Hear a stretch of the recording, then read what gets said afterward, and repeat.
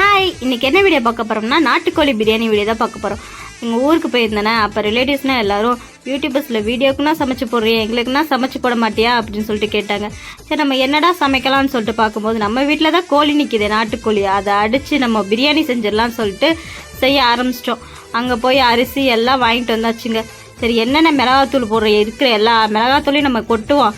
கொட்டிட்டு தயிர்னா கொட்டிட்டு அதோட அரிசியெல்லாம் போட்டுட்டு நல்லா தம் போட்டு வைக்கும்போது ஸ்மெல்லு கம கமன்னு இருந்துச்சுங்க. அப்படியே நெய்யினா ஊற்றும் போது அந்த நாட்டுக்கோழி பிரியாணி அவ்வளோ டேஸ்ட்டாக இருந்துச்சுங்க. என்னாலே நம்ப முடியலை. எல்லாருமே ரொம்ப பாராட்டினாங்க, நல்லா சமைக்கிறேன்னு சொல்லிட்டு. எல்லாரும் நீ தான், நான் தான், உனக்கு தான், எனக்கு தான் சொல்லிட்டா எல்லாரும் சாப்பிட்டாங்க. சூப்பர் டேஸ்ட்டாக இருந்துச்சுங்க. அது எப்படின்னா பிரியாணி அப்படியே எடுக்கும் போது உதிரியாக இருந்துச்சு. என்னாலே நம்ப முடியலை. எப்போவுமே எங்களுக்கு 2 பேத்துக்கு செஞ்சுதான் எனக்கு பழக்கம். நான் இப்போ 10 பேருக்கு செஞ்சுக்கலாம், என்னாலே நம்ப முடியலைங்க.